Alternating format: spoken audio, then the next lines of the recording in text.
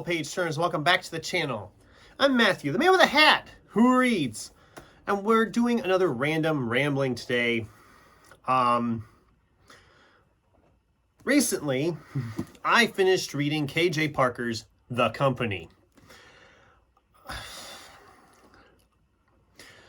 To make a long story short, I didn't really love this book. But that's not what we're here to talk about today, because when I finished this book and was reading some of the other reviews on Goodreads, a couple people I saw had commented that, well, this wasn't as good as some of his other books in this series or whatever. So it kind of gave me the thought about just something that I was curious about, what everybody else thinks too. And that's, should a writer that you read a book by them, like the first time you ever read an author and you didn't care for it, should you give them another chance? Because I just started thinking about it, I'm like, there's a couple of them. I read a book by them, I didn't like it. And then I seen comments or people said, oh, you should try such and such by this person. Well, I don't know what to think on that. Just a breakdown on some of this. So a good example, like last year I read Gail Lynn's The Coil. If you're a long-time follower of the channel, you know how I felt about that book. So I'm not going to rehash all of that again. But just to sum up, everything that could go wrong with that plot went wrong. And I'd be hard-pressed. I'd have to be pretty desperate to find something to read if I was to pick up another book by that author. A more notable example would be David Weber. I read his novel Out of the Dark quite a few years ago already at this point. It was a standalone sci-fi novel about an alien invasion and then the war between mankind and the aliens. And the book, to sum up, the book was tedious in how it was laid out with certain things, and then there was a twist ending that came out of nowhere and didn't make a lot of sense. And that's the one I get a lot of buzz about. A lot of people said, oh, you should try reading the Honor Harrington series by him, or try something else by him, because that's not a good example of his writing. I'm like, okay, but I have a ton of books I want to read. Not just in physical TBR, but just in general. There's a lot of stuff I want to read. Why should I take the time and the effort to pick up another 500 to 600 page book by an author that didn't work for me? Even if that was maybe a weaker option of his that I read. His or hers that I read. So it's, and like with The Company, K.J. Parker has written other stuff, and I think this is actually a pseudonym. He's also wrote books under another name. Tom Holt, I think I remember reading, was the other name. But the fact is this just didn't click for me at all. It was a slog to get through, 400 some pages. And why should I take the time to pick up another book by this author if it just didn't work? So I'm kind of curious what anybody else thinks on that. Should an author be given multiple chances to prove themselves to you? I mean, it's one thing if you're kind of in the middle, I would think, on a book. Like if this was like, oh, this was 3 stars, it could go either way. The next book I might love, the next book I might hate. That's one thing. But if you're on the lower end of a grading scale, on a 1 to 5 star scale, say, if you're on the lower end,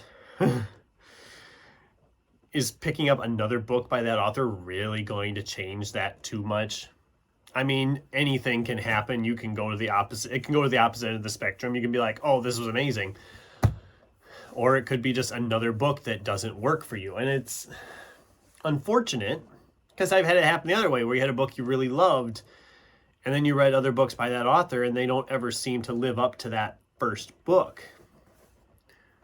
But that, I think, is also a little different, because then you're willing to keep trying it because you keep thinking that magic is going to strike again. So yeah, I would love to hear what people think on this. I'd love to hear from you guys in the comments what you think about shouldn't author, I mean, if an author doesn't work for you, are you willing to give them a shot again? And what would it take for that? I would love to hear from you. And I mean, you don't need to go into detailed pages and pages of content if you don't want to, but I'd love to hear what your thoughts are. If an author doesn't work for you on one book by them, are you willing to come back to them and try them again 2 or 3 times, or even just once, to see if maybe you missed something? I'd love to hear from you on that. And since we're here, I might as well just talk about what I didn't like about the company while I'm at it. So, little bonus with the rambling, we're going to get to rant a little bit about this book. So the company is a fantasy adventure, or at least that's what it promotes itself as. This group of them have gotten out of the military. Well, the one was still in the military. The rest had left the military earlier. And he goes back home and decides he wants to get his old crew together. And they're going to go out in this island that they found and set up a colony on this island. They get all this stuff, food, tools, weapons. They even get married, which was kind of a funny sequence when they're getting paired off with the single women in the community they're in. That was kind of funny. But then, when they're on this island and all the troubles that have struck, they all of a sudden come across a discovery that will change them all.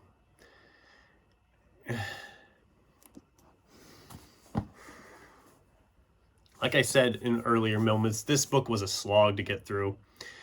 It kills me to say that because I was so excited for this, because it just sounded like this really fun fantasy adventure. But this book has some serious problems. One of which is that it doesn't necessarily need to be called a fantasy. There is nothing fantastical about anything in this book. And I'm not saying it had to be like swords and sorcery and all that good stuff. But the land they're in, there's nothing special about this land that makes it seem magical. There's no magical system involved. There's no magical or fantastical creatures. It's just people in the military that decide they want to set up a colony. This could work as historical fiction. All you'd have to do is change the locations. And historical fiction is kind of hit or miss with me. But, okay, fine. Then there's the characters. Our main characters, actually most of the characters in this whole book, very few of them have names you can pronounce. I know you think I'm being sarcastic, but no. There's a ton of names in here you can. It's like impossible to pronounce. We have one, D apostrophe ETELEIETO, Deteletio. I see. I don't even know how to say it to this moment. That's a supporting character. We have AIDI, AIDI. We have Thoridos Alcis, Nuktos, Kude, Murray, or I'm assuming maybe it's Murai. I don't know. Like I said, it's weird names. Kunesin. And then the women's names were even goofy too. Which, let's talk about the women in here. You know, my female fantasy readers, you would hate this book. The female characters are all so one note. There is nothing to make you tell them apart. You can't even tell who's who half the time. And that goes for the male characters too, because they're all so freaking similar. And this discovery on the island is gold. And then, of course, it devolves into nobody trusts anybody because everybody's afraid that everybody else is going to steal all the gold. And it just got to be such a slog to get through. And then the ending happens. And I sat there questioning, well, what was the point? Because in the end, there really wasn't a point. And it made me decide I don't really think I'll be picking up any more by KJ Parker, which of course led to the conversation we had earlier in this video. So yeah, that's the video. A brief review of The Company, which was a 2-star read for me. I didn't expect to have that disappointing of a read this early in the year, but here we are. As well as my earlier discussion, which, like I said, I'd love to hear from you in the comments. What is your thoughts on that? Should an author that you don't like get more than one shot at trying to win you over? I'd love to hear your thoughts on that.